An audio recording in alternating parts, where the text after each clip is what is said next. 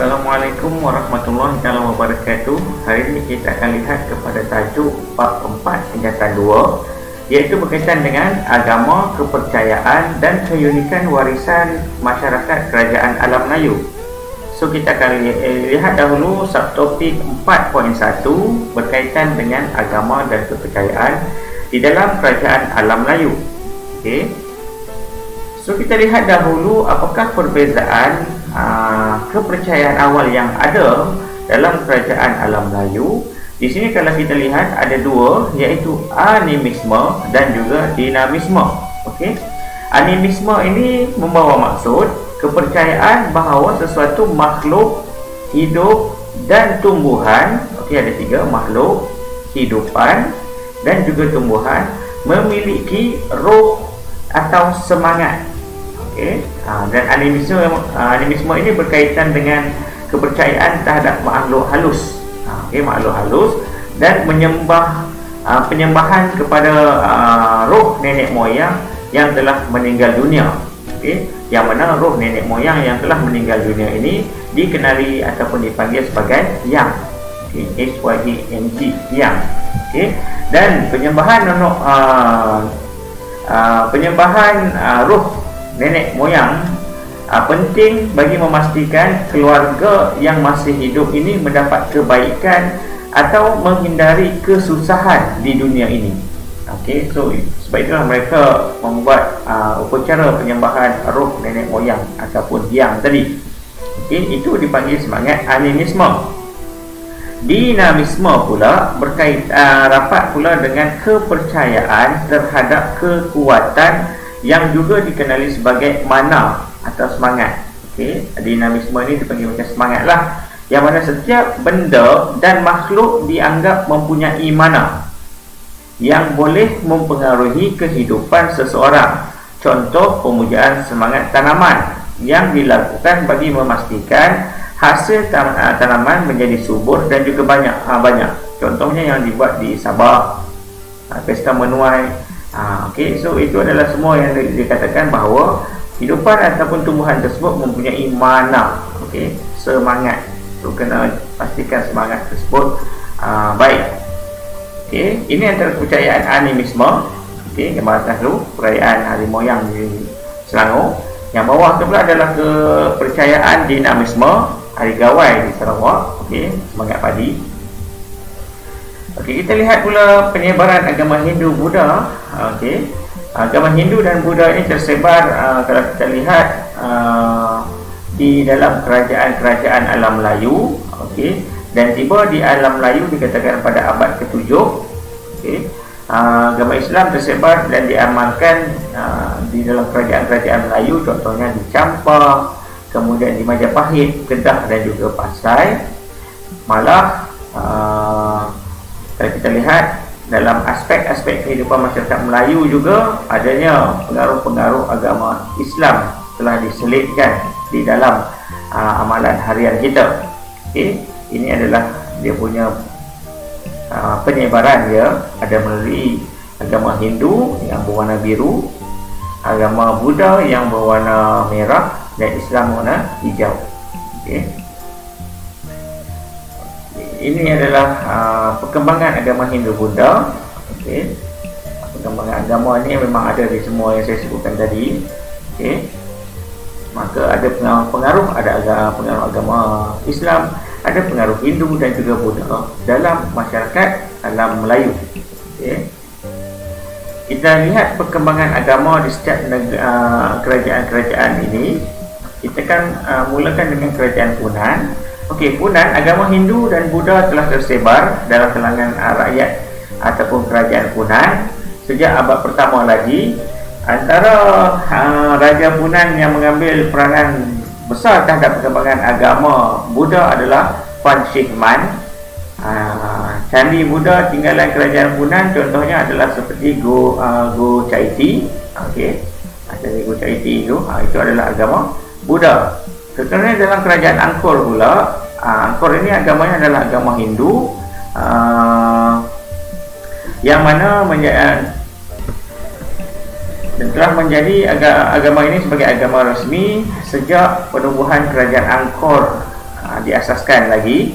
Dan kalau kita lihat, sehinggalah kegemilangan pemerintahan Suryavarman kedua. Okey, dan candi Hindu yang termasyhur adalah di Angkor Wat.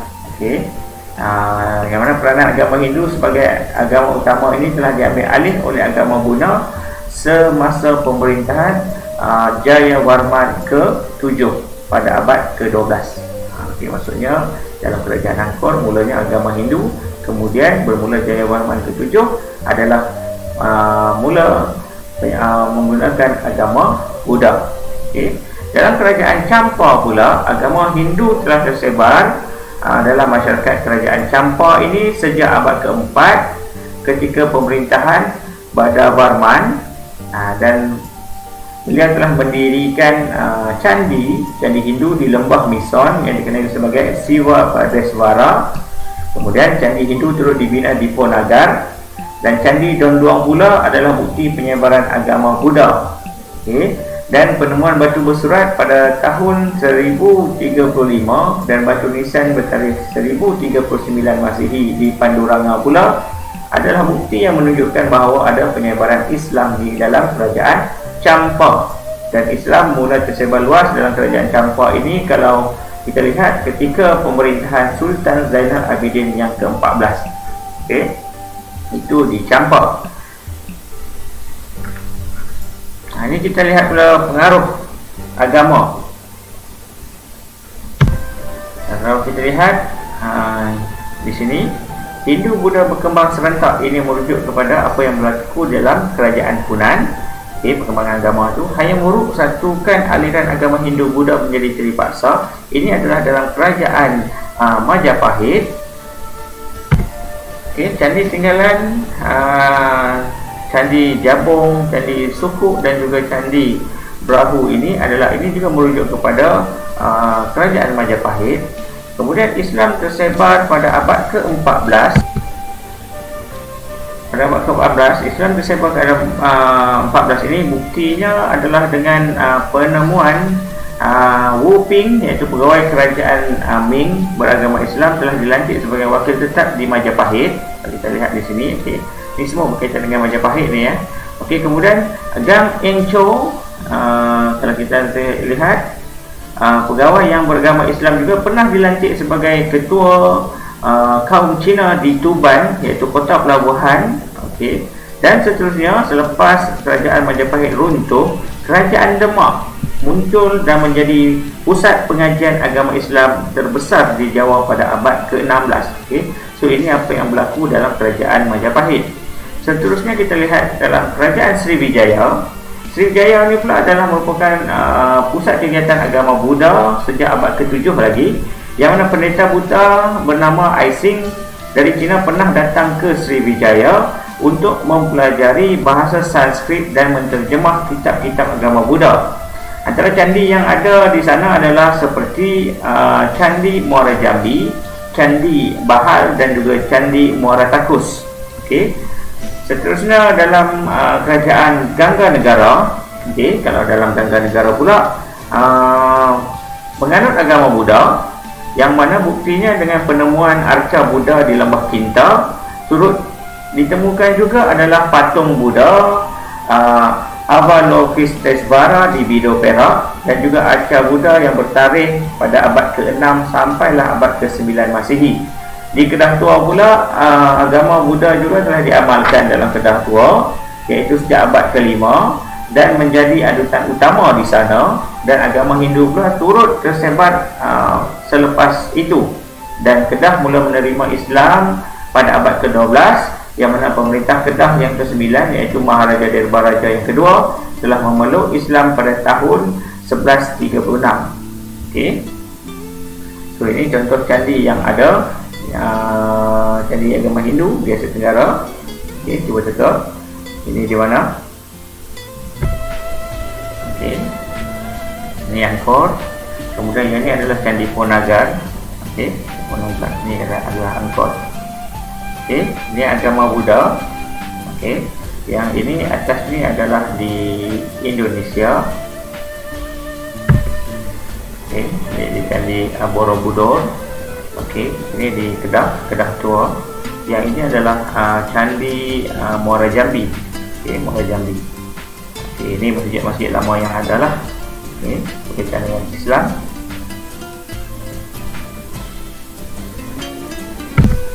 Seterusnya kita lihat kepada keunikan warisan masyarakat kerajaan alam Melayu. Kita lihat kepada 5 perkara. Sistem pemerintahan, kegiatan ekonomi, amalan beragama, kebijaksanaan pemerintah dan perkembangan sosial budaya. Kita akan lihat satu persatu. Kita lihat sistem pemerintahan beraja. Pertama sekali pemilihan raja, kedudukan raja dan gelaran raja. Untuk pemilihan raja, raja mestilah berasaskan keturunan dan juga pembesar yang akan mengesahkannya. Keturunan raja ini biasanya dianggap suci dan berdaulat, dan raja boleh dipilih daripada golongan tentera seperti pernah berlaku dalam kerajaan Funan dan juga kerajaan Campa. Wanita keturunan diraja juga boleh dilantik sebagai pemerintah seperti yang berlaku di Majapahit. Kita lihat kedudukan raja pula. Semasa pengaruh Hindu-Buddha, raja dianggap sebagai titisan dewa dan mesti dihormati. Selepas Islam datang, mereka memperkenalkan konsep khalifah yang mana raja sentiasa ditaati, dan sekiranya mengingkari raja dianggap mengingkari Tuhan, dan perbuatan tersebut adalah dianggap menderhaka. Gelaran pemerintah, kalau kita lihat semasa gelaran agama Hindu-Buddha, gelarannya adalah raja dan juga maharaja. Bila Islam menggunakan gelaran sultan. Raja juga digelar bagi menggambarkan kebesaran kekuasaan. Contohnya seperti raja di gunung dan juga maharaja di pulau. Terdapat juga golongan raja yang diberi gelaran mengikut identiti dan keunikan kerajaan mereka. Contoh, kerajaan Funan, Campa, Angkor dan Sriwijaya akan menggunakan gelaran Sanskrit, iaitu perkataan Varman pada akhir nama mereka. Ini adalah ukiran pada Candi Borobudur yang menunjukkan situasi penyembahan raja. Raja mesti dihormati. Kebijaksanaan pemerintah. Kalau kita lihat, ada 2 perkara yang dilihat di sini. Kebijaksanaan pemerintah daripada pertama memilih dan membangunkan pusat pemerintahan. Dan kedua, kebijaksanaan dalam menjalinkan hubungan diplomatik. Kita lihat satu persatu. Dari segi memilih dan juga membangunkan pusat pemerintah, biasanya mereka memilih lokasi yang strategik sebagai pusat pemerintahan, seperti kawasan pesisir pantai ataupun lembah sungai. Hal ini akan menunjukkan kebijaksanaan pemerintah dalam menggunakan alam sekitar. Contohnya memperkembangkan kegiatan pertanian di kawasan subur seperti lembah sungai. Contohnya adalah di Angkor dan juga Majapahit. Dan sungai itu menjadi pengangkutan utama mereka. Kedua, memilih tempat yang menjadi laluan antarabangsa antara timur dan barat. Contohnya seperti Pelabuhan Okio di Funan dan juga Palembang di Sriwijaya. Yang ketiga pula, mengambil kira petunjuk arah yang memudahkan pedagang untuk singgah. Ini seperti penggunaan petunjuk arah seperti bukit ataupun gunung ataupun teluk. Contohnya adalah seperti Kedah Tua, iaitu Gunung Jerai yang menjadi mercu tanda kerajaan Kedah. Bukit dan teluk juga membantu dalam aspek pertahanan. Itu yang dikatakan sebagai kebijaksanaan pemerintah dalam memilih dan membangunkan pusat pemerintahan. Dari segi hubungan diplomatik pula, kita lihat dekat sini, tujuannya adalah untuk menjamin kemakmuran kerajaan, dan ada beberapa bentuk hubungan diplomatik. Pertama kita lihat adalah hubungan persahabatan, yang mana contoh kita ambil kerajaan Sriwijaya mengirim utusan persahabatan ke China pada abad ke-7. Contoh lain, kerajaan Majapahit menjalinkan persahabatan dengan China pada abad ke-14. Yang kedua adalah bantuan ketenteraan ataupun senjata. Contoh kita ambil Maharaja Chola dari India telah menghantar bantuan tentera ke Sriwijaya untuk membantu menyelesaikan pemberontakan pada abad ke-11. Selain itu, antara hubungan diplomatik yang dibuat adalah dengan cara perkahwinan. Perkahwinan pemerintah Majapahit contohnya, iaitu Raden Wijaya dengan puteri kerajaan Singgasari pada abad ke-13, menyebabkan kedua-dua kerajaan ini mempunyai hubungan kekeluargaan. So kita lihat pada kegiatan ekonomi, ada 3 yang utama. Pertama adalah memanfaatkan kesuburan tanah, mencipta sistem pengairan dan membina pelabuhan. Okay, kita lihat dahulu memanfaatkan kesuburan tanah. Contohnya kawasan yang subur seperti Sungai Mekong, Sungai Musi, Sungai Bengawan Solo, Sungai Berantas yang menjadi tapak pertanian kepada kerajaan alam Melayu. Okay. Dalam mencipta pengairan pula, yang kita boleh ambil contoh adalah dengan penciptaan ataupun mencipta baring, okay, di dalam kerajaan Angkor tersebut, dan juga sistem saliran ke kawasan pertanian. Okay, so kita ambil baring lah. Okay. Contoh oleh itu tanaman utama seperti padi dan rempah ratu serta tanaman sampingan dapat diusahakan sepanjang tahun dengan adanya baring ini. Pembinaan pelabuhan pula, kita lihat dekat sini yang pentingnya adanya 3 pelabuhan. Okay. Pelabuhan pembekal, pelabuhan kerajaan, pelabuhan entrepot. Okay. So ada 3 jenis pelabuhan. Okay. Pertama kita lihat pelabuhan pembekal. Pelabuhan pembekal ini maksudnya pelabuhan persinggahan untuk membekalkan bahan dagangan dan bekalan makanan kepada pedagang. Itu dipanggil pelabuhan persinggahan. Okay. Nak membekalkan sahaja.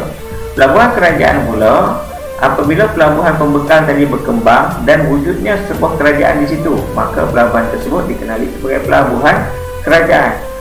Beza dengan pelabuhan entrepot pula, pelabuhan entrepot ini pula bermaksud pelabuhan yang menjadi tumpuan pedagang dan berperanan sebagai pengumpul, pengendali, pengedar barangan daripada para pedagang serantau dan antarabangsa. Okay. Kita tengok perkembangan sosio budaya.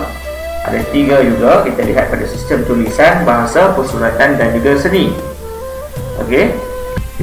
Okay, masyarakat alam Melayu biasanya mengadaptasi pengaruh luar untuk perkembangan sistem tulisan dan bahasa mereka. Contohnya adalah seperti tulisan Pallawa dan juga tulisan Kavi yang asalnya daripada India, telah digunakan secara meluas sebagai medium tulisan bahasa tempatan dan juga Sanskrit. Okay. Contoh juga diambil adalah seperti huruf-huruf Arab telah disesuaikan sehingga terbentuknya tulisan yang baru, iaitu tulisan Jawi dalam kerajaan alam Melayu. Okay. Kita berkaitan sistem tulisan. Persuratan pula, mereka telah mempamerkan keintelektualan melalui persuratan yang mana melalui batu-batu bersurat hinggalah kepada karya-karya dalam bentuk manuskrip. Okay. Seni bina pula, kalau kita lihat kemahiran dalam seni bina adalah satu yang unik yang menjadikan warisan kerajaan alam Melayu ini sepatutnya dijaga. Contohnya seni bina yang dihasilkan seperti perkembangan kegiatan pertanian, pelayaran, perdagangan dan juga keagamaan. Okay, kehidupan di pesisir pantai dan lembah sungai juga melahirkan petukang-petukang kapal yang handal. Okay, dan kita lihat adanya ukiran-ukiran di candi-candi, contohnya di Angkor Thom, yang menggambarkan seni bina perkapalan masyarakat kerajaan alam Melayu ini wujud. Kerana pada candi tersebut tu ada diletakkan berkaitan dengan perusahaan seni bina kapal ini. Okay, kita tengok ini adalah yang dikatakan bijak tadi. Dari segi pengairan di Tasik Penulisan, di sininya adanya badai tadi. Ini seni bina kapal yang ada saya sebut tadi di candi. Okay. Dalam beragama pula, ini antara keunikan dia. Masyarakat alam Melayu mengamalkan sikap terbuka dalam menerima agama. Malah percayaan awal ini disesuaikan juga dengan agama Hindu, Buddha, seterusnya Islam. Maka kesannya keunikan warisan alam Melayu tergambar melalui anutan pelbagai agama. Okay. Mereka juga ada sifat toleransi, menunjukkan keunikan. Kemudian agama ini menjadi simbol penyatuan raja dengan rakyat, yang mana golongan agama memerlukan raja memerlukan golongan agama untuk mengukuhkan kedudukan mereka. Kemudian golongan agama juga diberi tempat dan status yang istimewa. Contohnya sebagai takbir, ada yang dilantik sebagai penasihat pemerintah. Misalnya dalam kerajaan Funan, Sriwijaya dan juga Angkor. Seterusnya candi-candi yang besar telah dibina bagi melambangkan keagungan sesebuah kerajaan, yang mana membuktikan binaan tersebut adalah kukuh dan hebat. Contohnya adalah seperti Candi Borobudur, Angkor Wat, Candi Prambanan dan juga Candi Muara Jambi. Okey, dan apabila agama Islam tersebar, masjid pula telah dibina adalah sebagai pusat ibadat, pendidikan dan juga sebagai pusat kebajikan, dan juga keunikan sistem pendidikan Islam melalui institusi pondok dan juga madrasah yang berkekalan sampai ke hari ini. Kalau kita lihat keunikan dalam beragama ini, adanya agama Hindu, ada agama Buddha, ada agama Islam, dan kesemua ini telah diubah budayanya mengikut ciri-ciri ataupun keunikan agama masing-masing. Okey, so itu saja untuk kelas kita hari ini. Sekian, terima kasih.